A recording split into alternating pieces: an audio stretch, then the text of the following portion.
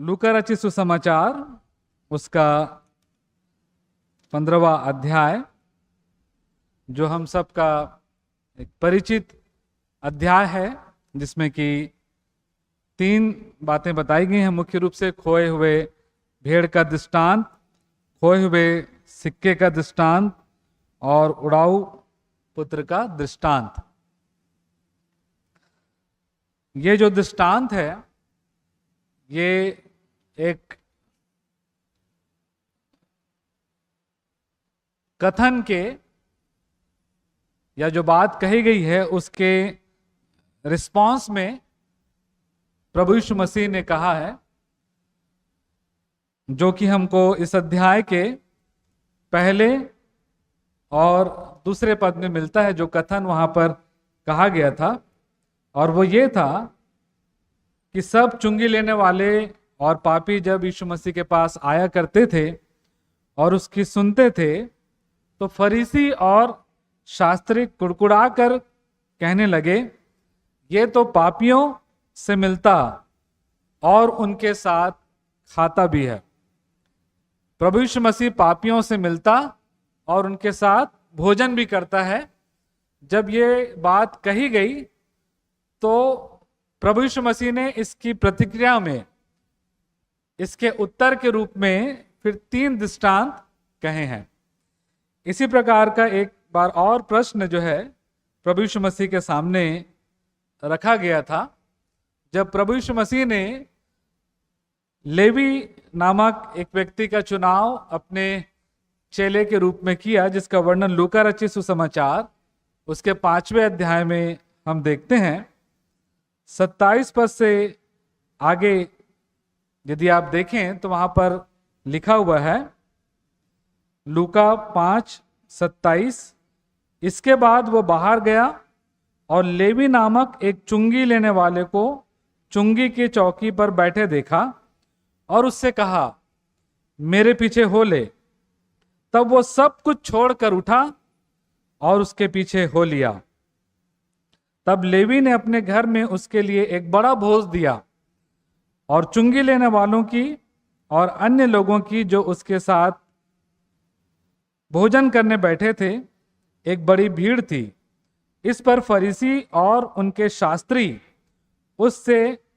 उसके चेलों से यह कहकर कुड़कुड़ाने लगे, तुम चुंगी लेने वालों और पापियों के साथ क्यों खाते पीते हो?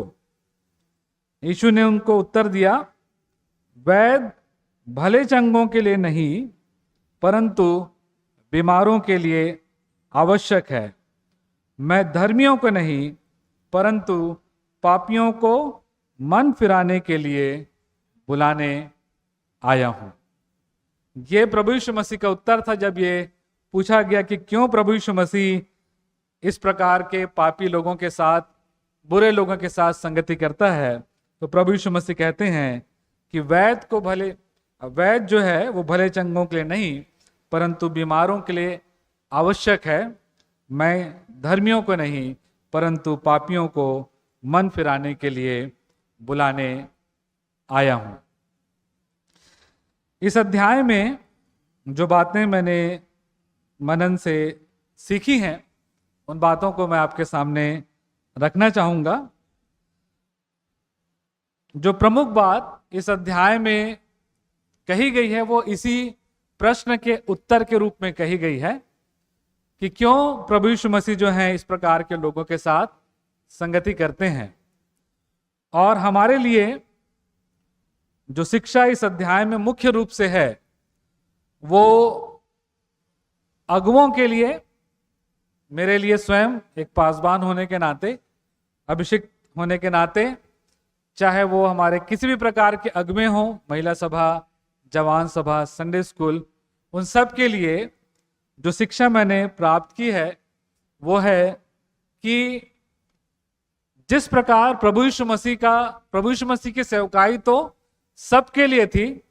प्रभु यीशु मसीह जो थे सबके लिए उन्होंने अपनी जान दी, अपने आप को बलिदान किया। लेकिन जब वो सेवकाई के दौरान इस संसार में थे तो उनका जो मुख्य केंद्र था या प्राथमिकता उनकी सेवकाई थी वो उन लोगों के प्रति थी जो कि खोए हुए और भटके हुए हैं, प्रभु से और उसके अनुग्रह से, उसकी दया से दूर हैं। क्योंकि प्रभु यीशु मसीह ने कहा कि भले चंगों को वैद्य की आवश्यकता नहीं, परंतु जो बीमार हैं उनको विशेष रूप से वैद्य की आवश्यकता है। और यही बात प्रभु यीशु मसीह भी यहां पर प्रकट कर रहे हैं। जो दृष्टांत प्रभु यीशु मसीह ने खोए हुए भेड़ के रूप में या खोए हुए सिक्के के रूप में बताया, उसका अर्थ ये नहीं है कि जिस व्यक्ति की भेड़ खो गई थी उसको केवल उस एक व्यक्ति की चिंता थी, या 99 भेड़ें जो खोई हुई नहीं थी उसकी ओर उसका ध्यान नहीं था। या ऐसा नहीं है कि वो स्त्री जिसके पास 10 सिक्के थे उसको केवल एक ही सिक्के की चिंता थी, बाकी 9 सिक्कों से उसका कोई लेना देना नहीं था। हम इस बात को पाते हैं कि यद्यपि उस व्यक्ति के पास, जिसके पास 100 भेड़ें थी इस दृष्टांत में, उसमें से 99 भेड़ें जो थी वो खोई हुई नहीं थी, वो उस चरवाहे के साथ थी। लेकिन एक भेड़ जो थी वो चरवाहे से दूर चली गई थी और भटक गई थी। और हम इस बात को पाते हैं कि उसी प्रकार से इस स्त्री के पास जो 9 सिक्के थे वो तो थे ही उसके पास। हम ऐसा नहीं बोल सकते कि उसने 9 सिक्कों को फेंक दिया और सोचा कि चलो एक सिक्का मेरा खो गया, पहले मैं उसको खोजूं। उसने उसको भी संभाल करके अवश्य रखा होगा। और उसी रीति से प्रियो, प्रभु यीशु मसीह की सेवकाई भी हमको दिखाई देती है कि जो लोग प्रभु के निकटता में अपना जीवन व्यतीत कर रहे हैं या उसके अनुग्रह को अपने जीवन में अनुभव कर लिया है, उद्धार उन्होंने प्राप्त कर लिया है, प्रभु यीशु मसीह की सेवकाई में उनका जो केंद्र है वो नहीं है। क्योंकि प्रभु जानते हैं कि वो तो प्रभु यीशु मसीह या परमेश्वर पर विश्वास करने के द्वारा से बचाए गए हैं, लेकिन जो भटक गए हैं उनको बचाना आवश्यक है, क्योंकि यदि उनको बचाया नहीं गया तो वो पूरी रीति से नाश हो जाएंगे। और इसलिए हम अगुओं के लिए जो शिक्षा है वो ये है कि जिस प्रकार प्रभु यीशु मसीह जो हैं वो उनकी ज्यादा चिंता करते हैं। प्रभु यीशु मसीह की सेवकाई में हर व्यक्ति महत्वपूर्ण है, लेकिन हम जानते हैं कि सब बातों में हमको अपनी प्राथमिकता तय करनी होती है कि हमारी प्राथमिकता क्या है। बाकी बातें भी नजरअंदाज नहीं की जा सकती, लेकिन प्राथमिकता हमको तय करना अत्यंत आवश्यक है। प्रभु यीशु मसीह की सेवकाई में प्राथमिकता उन्हीं लोगों की थी जो भटके हुए थे, जो खोए हुए थे, प्रभु के अनुग्रह से वंचित थे।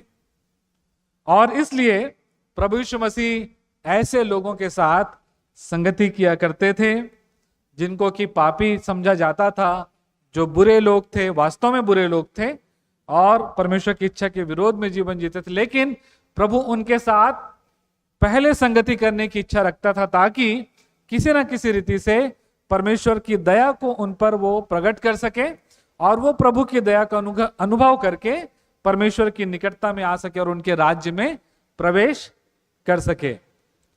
कई बार हम अपनी सेवकाई के दौरान एज ए लीडर अगुवे होकर के इस बात को पाते हैं कि हम इस प्राथमिकता की ओर ध्यान नहीं दे पाते जो हमारी होनी चाहिए, जो स्वयं प्रभु यीशु मसीह की थी।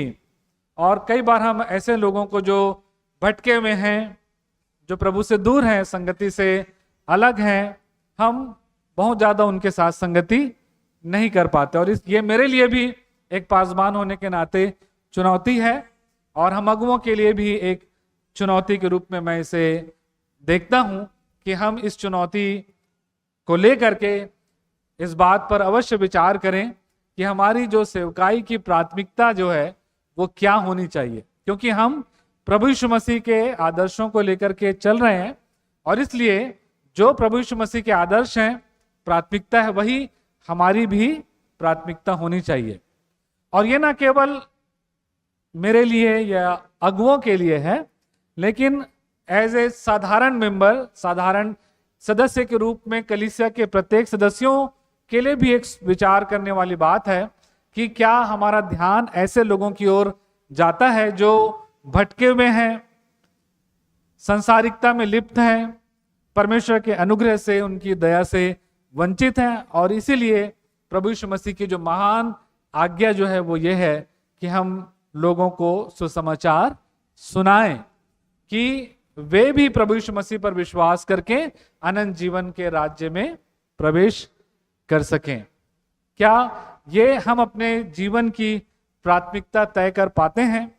ये हमारे लिए एक सोचनी और विचारनी विषय प्रियो, जिस पर हमको अवश्य ही व्यक्तिगत रूप से हम सबको, चाहे एक साधारण मेंबर हो, चाहे हम एक अगुवे, एक अभिषेक या किसी भी समूह की अगुवाई कर रहे हों, प्रभु यीशु मसीह ने ऐसे लोगों को अपनी सेवकाई में प्राथमिकता के स्तर पर पहले दर्जे पर रखा और उसके साथ ही साथ अन्य लोगों के साथ भी अपनी सेवकाई को परमेश्वर की इच्छा के अनुसार उन्होंने पूरा किया। और यही हमारी सेवकाई की भी प्राथमिकता हो, परमेश्वर से मेरी यही प्रार्थना है।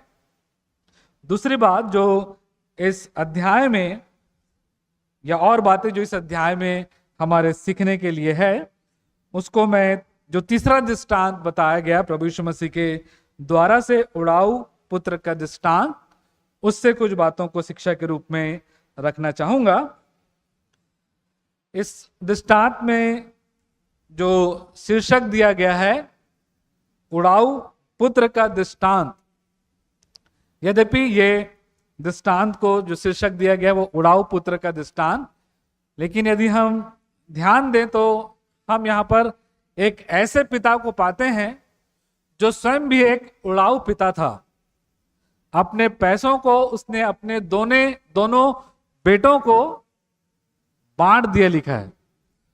जब उसके छोटे बेटे ने ये आग्रह किया कि हे पिता, मेरी संपत्ति या अपनी संपत्ति में से जो भाग मेरा है वो मुझको दे दीजिए, तो लिखा है कि उसके पिता ने उससे कुछ भी नहीं पूछा, तू क्यों ये पैसे मांग रहा है, क्या करेगा इसका, तेरे को क्या कमी है बेटा, तू तो मेरे ही साथ है।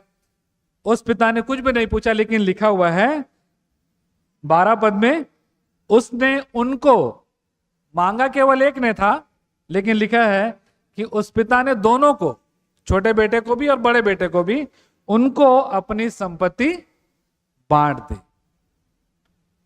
दूसरे बेटे को तो बिना मांगे ही उसकी संपत्ति उसके पिता ने दे दी, और पहले बेटे से पूछा भी नहीं कि क्यों तुझको अपना हिस्सा चाहिए। तो एक उड़ाऊ पिता यहां पर हमको दिखाई देता है। लेकिन इन दोनों में, चाहे वो उड़ाऊ पुत्र हो चाहे वो उड़ाऊ पिता हो, इन दोनों में एक बहुत बड़ा अंतर है। और वो अंतर यह है कि उड़ाऊ पुत्र की जो मांग थी वो इसलिए थी क्योंकि वो अपनी इच्छा पूरी करना चाहता था। अपनी इच्छा के अनुसार से उस संपत्ति का इस्तेमाल या अपने स्वार्थ की पूर्ति, उसकी मांग के कारण से उसने यह मांग अपने पिता के सामने रखी थी। जबकि यदि हम इस पिता को देखें, जिसको यदि हम उड़ाऊ पिता कहें, तो उस पिता की ये जो प्रतिक्रिया थी, अपनी संपत्ति को दोनों बेटों को बांट देना, ये स्वार्थ पर आधारित नहीं लेकिन प्रेम पर आधारित थी। उसके पिता ने या उनके पिता ने ये संपत्ति जो अपने बेटों को दे दी या बांट दी, उसका जो आधार था वो उस पिता का प्रेम था, जो उन बेटों के प्रति इस अध्याय में हमको दिखाई देता है। तो स्वार्थ के द्वारा से भी एक व्यक्ति जो है वो उड़ाऊ हो सकता है, और प्रेम के द्वारा से भी एक व्यक्ति उदार, या अच्छे शब्द में उड़ाऊ को कहें तो उदार हो सकता है। अब ये हमारे ऊपर निर्भर है कि हम किस प्रकार से उदारता दिखाते हैं, स्वार्थ पूर्ति के लिए या फिर प्रेम से प्रेरित होकर के, परमेश्वर की दया से प्रेरित होकर के। तो यहां पर लिखा हुआ है कि जब उस बेटे ने संपत्ति मांगी तो उसके पिता ने दोनों को संपत्ति बांट दी, और लिखा हुआ है कि संपत्ति मिलते ही बहुत दिन, 13 पद में, बहुत दिन ना बीते थे, थोड़े ही दिन हुए थे कि छोटा पुत्र सब कुछ इकट्ठा करके दूर देश को चला गया और वहां कुकर्म में अपनी संपत्ति उड़ा दी।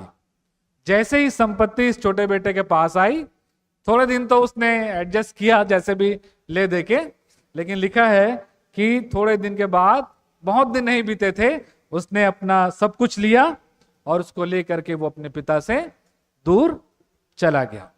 और हम जानते हैं कि वो दूर इसीलिए गया क्योंकि वो अपनी संपत्ति का इस्तेमाल अपने इच्छा के अनुसार अपने स्वार्थ की पूर्ति के लिए करना चाहता था। और उसके स्वार्थ भी ऐसे थे, लगता है, जो कि सामान्य रूप से किसी परिवार के सामने ग्रहण योग्य नहीं थे।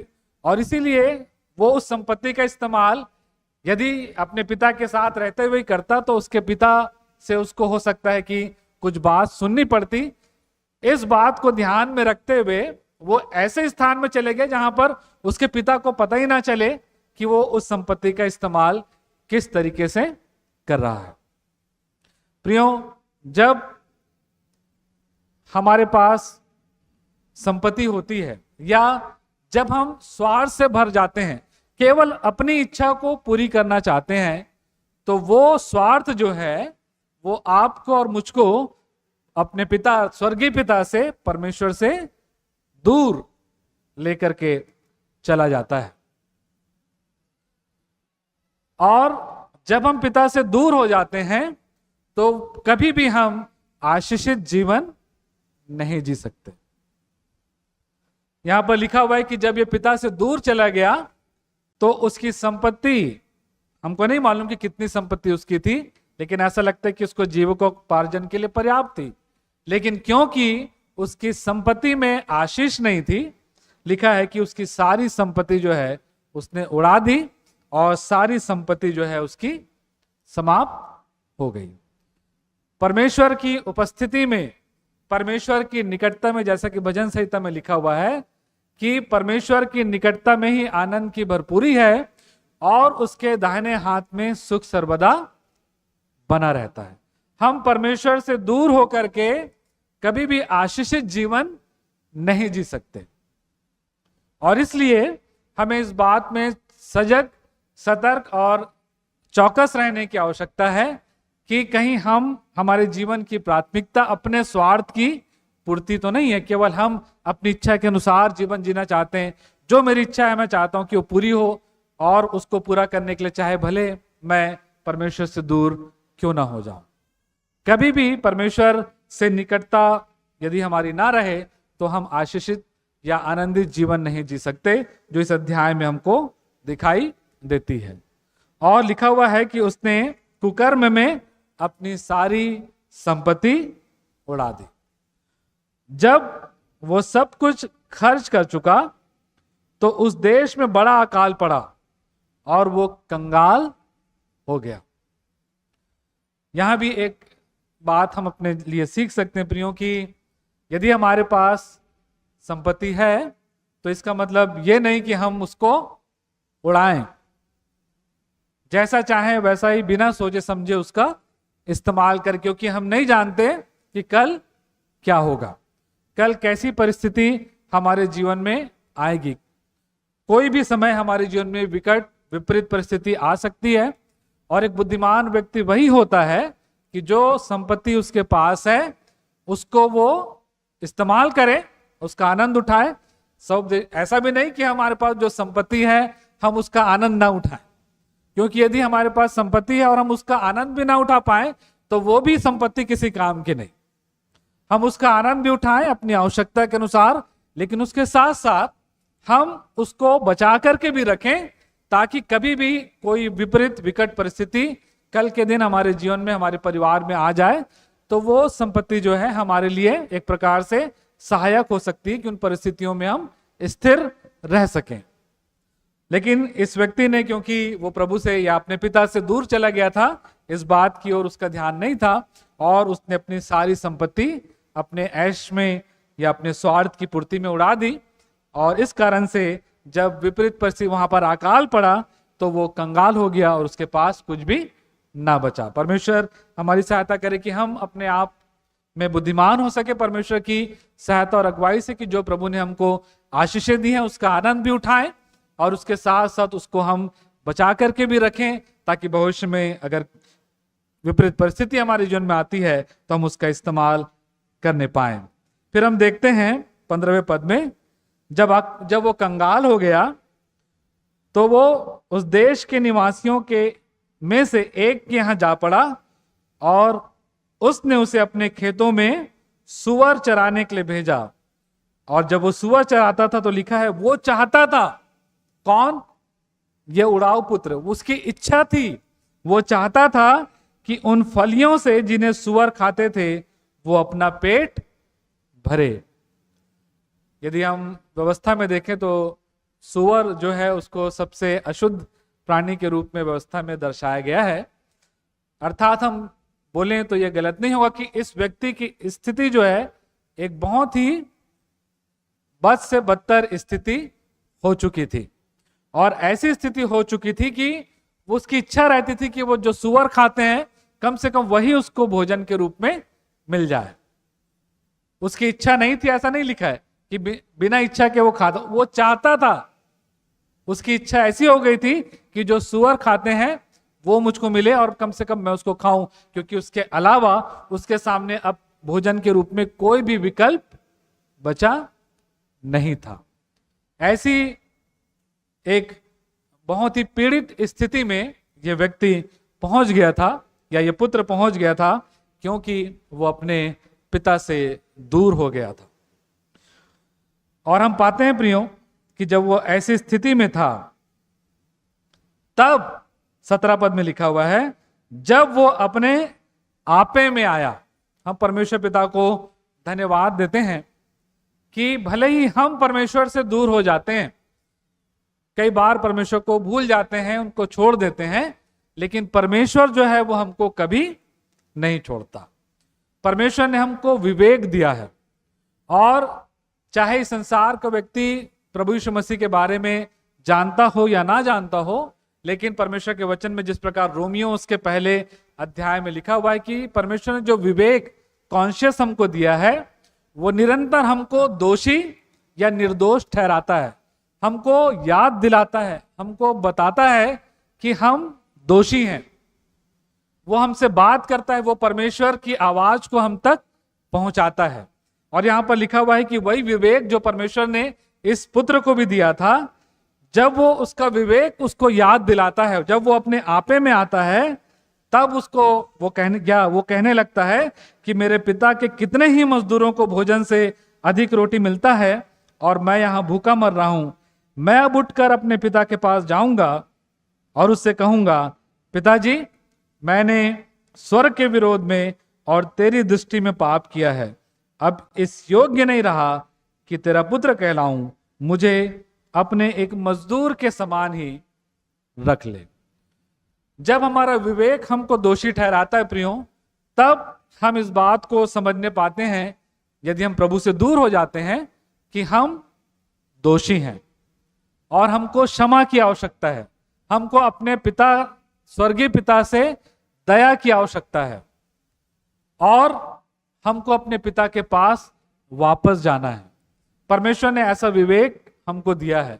परमेश्वर हमारी सहायता करता है उस विवेक के द्वारा से कि अपनी परिस्थितियों में, विशेष रूप से उन परिस्थितियों में जब हम प्रभु से दूर हो जाते हैं, प्रभु की ओर मुड़ने के लिए विचार कर सके। और यही बात इस व्यक्ति के जीवन में भी हमको दिखाई देती है।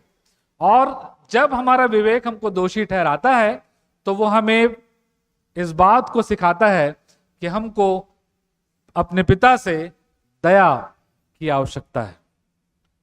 हमको अपने पिता से दया और प्रेम की आवश्यकता है। और यही बात उस व्यक्ति को अपने पिता के पास वापस खींच करके लाती है।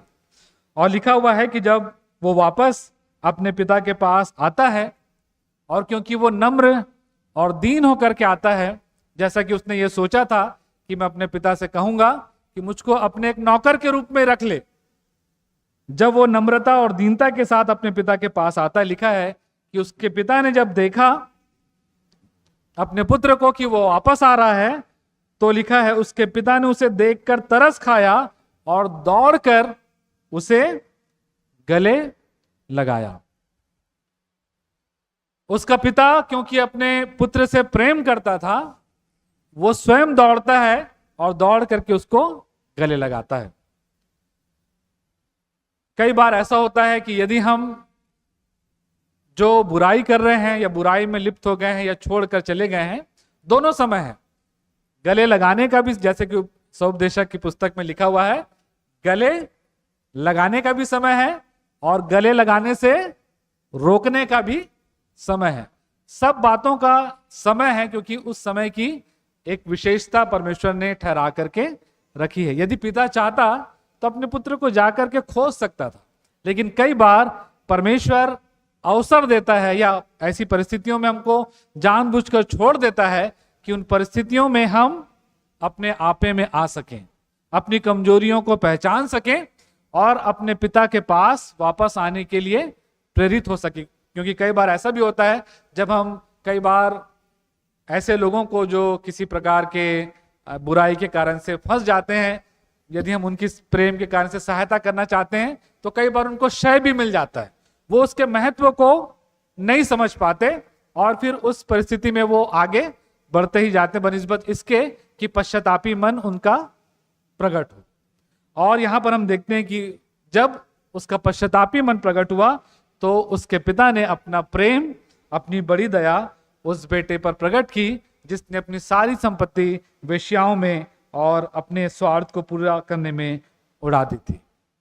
और लिखा हुआ है, परंतु पिता ने, जब वो ये सोच करके आया था कि मैं ऐसा कहूंगा, उसके पिता ने उसको कहने ही नहीं दिया, लेकिन उसके पिता ने उसको चुप कराते हुए अपने दासों से कहा 22 पद में, झट अच्छे से अच्छा वस्त्र निकाल कर उसे पहनाओ और उसके हाथ में अंगूठी और पांव में जूतियां पहनाओ, पला हुआ बछड़ा लाकर मारो ताकि हम खाएं, आनंद मनाएं, क्योंकि मेरा यह पुत्र मर गया था, फिर जी गया है, खो गया था, अब मिल गया है।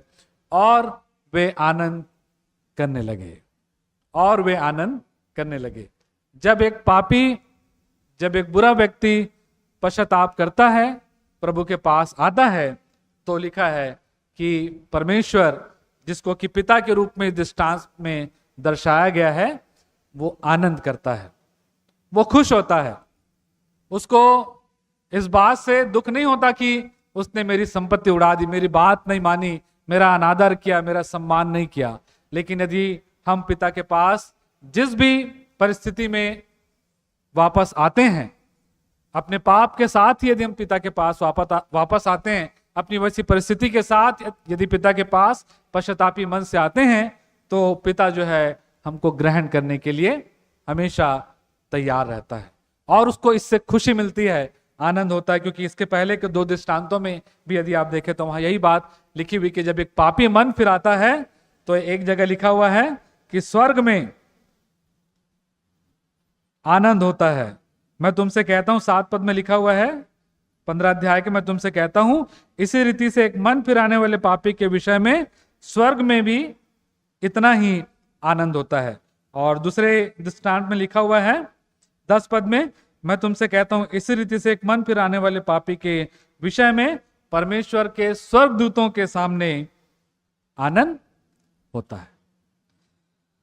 उसके बाद जो एक और प्रमुख घटना यहां पर घटी है, जो मुख्य रूप से इस प्रश्न के उत्तर के रूप में प्रभु यीशु मसीह ने इस दृष्टांत में वर्णित की है, वो है उस बेटे की बात जो कि अपने पिता के साथ तो था और उसकी संपत्ति भी उसको मिल गई थी, लेकिन जब उसका छोटा भाई पश्चातापी मन के साथ अपने घर वापस आता है, तब ये जो बेटा है, जो कि अपने पिता के साथ रहता था, उसकी संगति में आनंद उठाता था, इस भाई का मन जो है, या इस बेटे का मन अपने भाई के प्रति क्रोध से और अपने पिता के प्रति भी क्रोध से भर जाता है।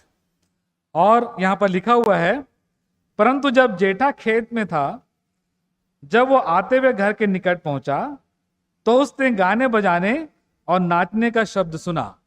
अतः उसने एक दास को बुलाकर पूछा, ये क्या हो रहा है?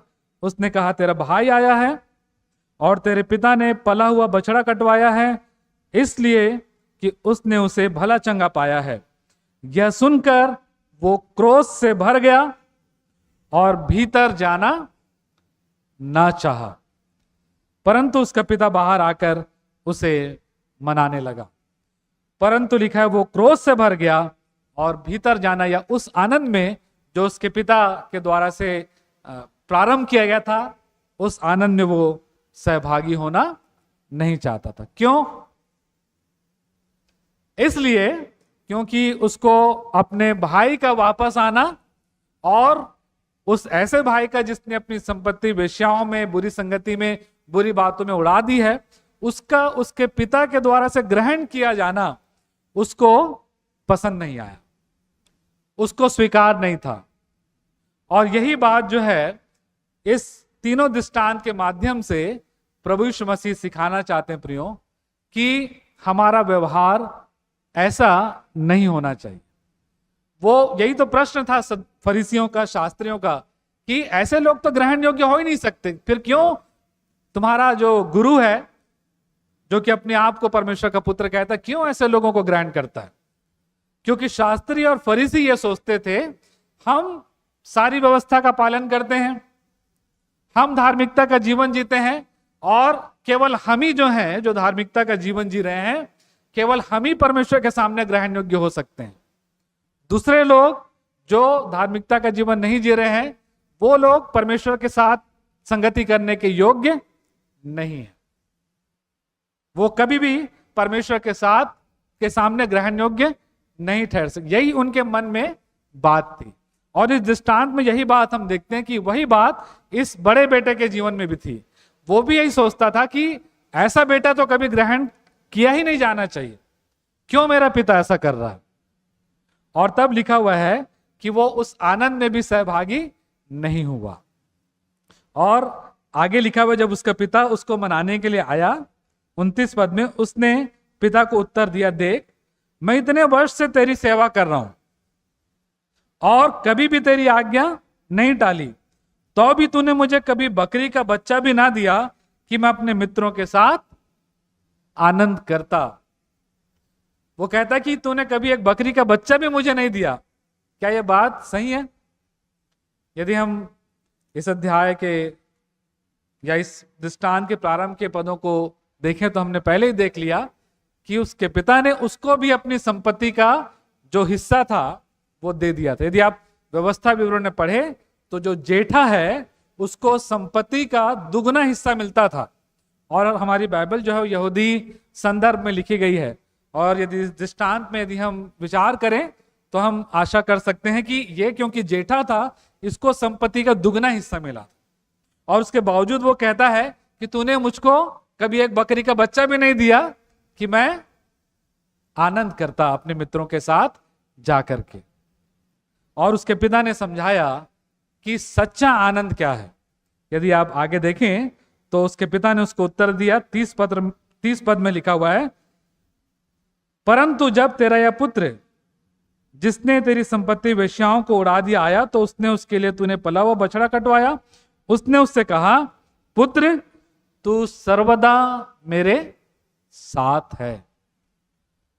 वो पिता अपने पुत्र को यह समझाना चाहता है कि आशीष ये नहीं कि किसके पास कितनी संपत्ति है, आशीष की बात तेरे लिए यह है कि तू हमेशा मेरे साथ रहा, मेरी संगति का आनंद निरंतर तू प्राप्त करता रहा, मेरा प्रेम, मेरी दया निरंतर तूने अपने जीवन में अनुभव की, जबकि तेरा जो छोटा बेटा है वो मेरे प्रेम और मेरी दया से दूर हो गया था। और इसलिए ये समय आया है कि मैं अब, जबकि वो वापस आया है मेरे पास, जैसे तू मेरे साथ था, निरंतर मेरे प्रेम और मेरी दया को तूने अनुभव किया, अब उस बेटे के साथ भी मैं उस प्रेम और दया को बांटूं जो मेरे पास है। प्रिय, हमारा परमेश्वर जो है वो प्रेमी, दयालु, अनुग्रह से विलंब से कोप, अनुग्रह से नहीं, विलंब से कोप करने वाला और अति करुणामय परमेश्वर है। प्रभु यीशु मसीह कहते हैं कि मैं बलिदान से नहीं लेकिन किससे प्रसन्न होता हूं? दया से। मैं बलिदान से नहीं लेकिन दया से प्रसन्न होता हूं। यह हमारे परमेश्वर का गुण है, दया करना, प्रेम करना, जिसको कि हम परमेश्वर से अलग कर ही नहीं सकते। और यही गुण जो है यहां पर इस पिता का हमको दिखाई देता है। और वो कहता है कि तू तो निरंतर मेरे उस दया और प्रेम को प्राप्त करता रहा। लेकिन अब समय आया है कि तेरा भाई, मेरा छोटा बेटा जो है, जो इससे वंचित हो गया था, अब उसके साथ भी मैं अपने प्रेम और अपनी दया को बांटूं। और आगे लिखा हुआ है, और जो कुछ मेरा है वो सब तेरा ही है। जब तक हम पिता के साथ हैं, पिता की ओर से हमारे लिए आशीष रखी हुई है। जो कुछ भी पिता का है वो हमारा ही है, एक पुत्र के रूप में। जैसा कि परमेश्वर के वचन में लिखा हुआ है कि जितनों ने उसे अर्थात प्रभु यीशु मसीह को ग्रहण किया, उसने उन्हें परमेश्वर की संतान होने का अधिकार दिया। और जब एक पेरेंट, माता या पिता की मृत्यु हो जाती है, तो स्वतः ही उनकी जितनी संपत्ति रहती है वो सारा अधिकार उनके बेटियों के पास पहुंच जाता है या उनको मिल जाता है। वो उनका ही है, उसको कोई नहीं छीन सकता। और यही बात यहां पर वो कह रहे, जो कुछ मेरा है वो सब तो तेरा ही है। और आगे फिर लिखा हुआ है, परंतु अब ये समय है कि आनंद करना चाहिए, मगन होना चाहिए, क्योंकि ये तेरा भाई मर गया था, फिर जी गया है, और अब खो गया था, अब मिल गया। ये समय जो है वो आनंद करने का समय है। ये समय जो है वो मगन होने का समय, इस बात को विचार करके कि तेरा भाई जो खो गया था वो मिल गया है, जो मर गया था वो जी गया है, जो दूर चले गया था वो वापस आ गया है। प्रियो, ये समय हमारे लिए प्रभु ने ठहराया है कि हम ऐसे लोग जो प्रभु से दूर हो जाते हैं, लेकिन जब वो अपने गलतियों को मानते हैं, पश्चाताप करते हैं, वापस प्रभु के पास निकट आते हैं, प्रभु की संगति में आने का प्रयास करते हैं, तो इस पिता के समान उस प्रेम और दया से परिपूर्ण होकर के हमें दौड़कर ऐसे लोगों को गले लगाने के लिए तैयार रहना है। और यह हमारे मिनिस्ट्री का एक विशेष भाग है, ताकि हम परमेश्वर के प्रेम और दया को उन तक पहुंचा सकें जो शायद हो सकता है कि इस पुत्र के समान ये नहीं सोचते कि हम इस दया को पाने के योग्य हैं। परमेश्वर के लोग होने के नाते ये गवाही हमारे जीवन से निरंतर इस संसार में पहुंचनी अत्यंत आवश्यक है। और ये हमारे लिए एक चुनौती भी है प्रिय, क्योंकि जिस प्रकार ये इनके लिए एक चुनौती थी, सदूकी और फरीसियों के लिए, चुंगी लेने वालों को, फरीसियों को, कि वो किसी ऐसे व्यक्ति को ग्रहण करे जो कि धार्मिकता का जीवन नहीं जीते, लेकिन यदि वो प्रभु के पास आ रहे हैं, क्योंकि लिखा हुआ है कि जो चुंगी लेने वाले और पापी जिनके ऊपर कुड़कुड़ा रहे थे, वो लोग जो थे प्रभु का वचन सुनने के लिए उसके पास आया करते थे कि वो परमेश्वर के प्रेम को अनुभव करें। परमेश्वर के या प्रभु यीशु मसीह के वचनों में परमेश्वर का वो प्रेम, परमेश्वर की वो दया उनको मिलती थी, दिखती थी, और इसलिए वो आया करते थे कि किसी न किसी रीति से वो उसको प्राप्त अपने जीवन में कर सके। प्रियो, यही बात हमारे लिए भी आज कई बार एक चुनौती के रूप में दिखाई देती है। जब हम अपने व्यवहारिक जीवन में देखते हैं तो कई बार हम नए लोगों को बहुत जल्दी, या जो लोग अन्य विश्वास में से हमारी साथ संगति में, प्रभु की उपस्थिति में, निकटता में आते हैं, कई बार हम उनको बहुत जल्दी स्वीकार नहीं कर पाते। और कई बार ऐसा होता है, बाहर के लोगों को तो छोड़िए, कई बार हम अपने लोगों को ही कई बार स्वीकार नहीं कर पाते, और हमारे मन में बहुत से प्रश्न आते हैं जब इस प्रकार से किसी पर दया और परमेश्वर का प्रेम जो है प्रकट किया जाता है। और इसलिए हमारे लिए जो अगुवे हैं, विशेष रूप से ये जिम्मेदारी तो है कि हम अपने सेवकाई की प्राथमिकता को पहचानें, लेकिन उसके साथ साथ ये हमारे लिए एक चुनौती भी हो सकता है, क्योंकि जब हम अगुवे होकर के ऐसे लोगों को स्वीकार करें तो हमारे आसपास के ऐसे लोग जो उद्धार पाए हुए हैं, जो धार्मिकता का जीवन जी रहे हैं, शायद हो सकता है उनके द्वारा से बहुत से प्रश्न खड़े किए जाएं कि क्यों उनको हम स्वीकार कर रहे हैं, वो तो अभी अभी आए हैं, अभी तो शुरुआत ही हुई है उनकी। ये प्रश्न हमारे सामने आ सकता है, लेकिन ये समय है प्रियों की ऐसे परिस्थिति में भी परमेश्वर का प्रेम और दया जो है वो हम लोगों तक पहुंचाने से ना रुके। जो प्रेम परमेश्वर ने प्रभु यीशु मसीह में हमसे किया है, उस प्रेम को पहुंचाने की जिम्मेदारी प्रभु ने हमको दी है। और यही बातें मैंने इस अध्याय में मनन करने के दौरान सीखी है। प्रियो, परमेश्वर आपकी और मेरी एक अगुवे के रूप में, एक अभिषिक्त के रूप में मेरी भी सहायता करे कि मैं भी अपनी सेवकाई के दौरान इस बात को स्मरण रख सकूं कि हमें सेवकाई तो करना है सभी के लिए, लेकिन हमारी प्राथमिकता जो है वो ऐसे लोगों के प्रति होनी है जो खोए हुए हैं, भटके हुए हैं, दूर चले गए हैं पिता से, और हम उन्हें प्रभु के पास ला सकें ताकि वो परमेश्वर की दया को, परमेश्वर के प्रेम को पुनः प्राप्त करके उस आनंद में सहभागी हो सकें जो उनके लिए परमेश्वर की उपस्थिति में रखा गया है। और ये आनंद ना केवल उनके लिए है, लेकिन हम जो धार्मिकता का जीवन जीते हैं, हम प्रयास करते हैं जो प्रभु की इच्छा के अनुसार जीवन जीने का, हमारे लिए भी है। हमारे लिए भी ये बात है कि हम कहीं किसी से क्रोधित होकर के अपने आनंद से वंचित ना हो जाए जो प्रभु की उपस्थिति में हमारे लिए रखा है। क्योंकि यदि हम किसी को स्वीकार नहीं कर पाएंगे इन फरीसियों और सदुकियों के समान, तो हम भी हो सकता है प्रभु की उपस्थिति में आ रहे हैं, लेकिन अब हमारा जो आनंद है जो प्रभु ने हमारे लिए रखा है उसकी उपस्थिति में, उससे हम वंचित हो सकते हैं। परमेश्वर ना करे कि ऐसा कभी हमारे जीवन में हो, क्योंकि प्रभु ने अपनी उपस्थिति में, अपनी निकटता में हमारे लिए आनंद का प्रबंध किया है। आइए हम प्रार्थना करें। सेनाओं के हुआ पवित्र परमेश्वर पिता, हम आपको हृदय से धन्यवाद देते हैं कि आपने हमसे प्रेम किया और हम पर दया की है, और वही प्रेम और दया हमारे जीवन से इस संसार में प्रभु जी आपने रखने के लिए हमें बुलाया है। प्रभु जी, हम इस बात को भी स्वीकार करते हैं कि सदुकी और फरीसी के समान हम कई बार नए लोगों को या उन लोगों को जिनको आपकी दया और प्रेम की आवश्यकता है, क्योंकि हम अपने दृष्टिकोण से सोचते हैं कि वो इसके योग्य नहीं है, हम उन तक उस प्रेम और दया को नहीं पहुंचा पाते। लेकिन हमने प्रभु आपके जीवन से और आपने जो दृष्टांत लूका रचित सुसमाचार उसके 15 अध्याय में बताया, उससे हमने इस बात को सीखा है प्रभु जी कि आप चाहते हैं कि ऐसे लोग जो भटके हुए हैं, सबसे पहले उन तक आपका प्रेम और आपकी दया पहुंचाई जाए।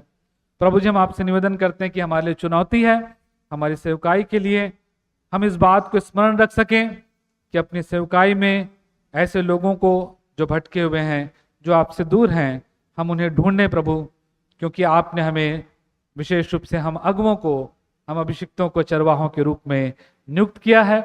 और साथ ही कलीसिया के सदस्यों की भी आप सहायता करें कि वे भी अपने जीवन में प्रभु जी ऐसे लोगों को ढूंढने की प्राथमिकता को तय कर सकें जो आपके राज्य से वंचित हैं, और सुसमाचार सुना करके उन्हें प्रभु आपकी निकटता में आपके प्रेम और दया को उनके साथ प्रदर्शित करते हुए लाने के लिए तैयार हो सकें।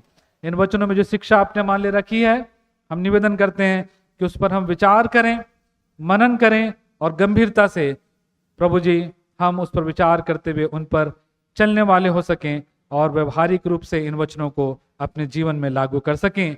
और हम जानते हैं कि हम निर्बल हैं, प्रभु जी आपकी सहायता हमें चाहिए, अपनी पवित्र आत्मा से हमें सामर्थ और शक्ति प्रदान करें।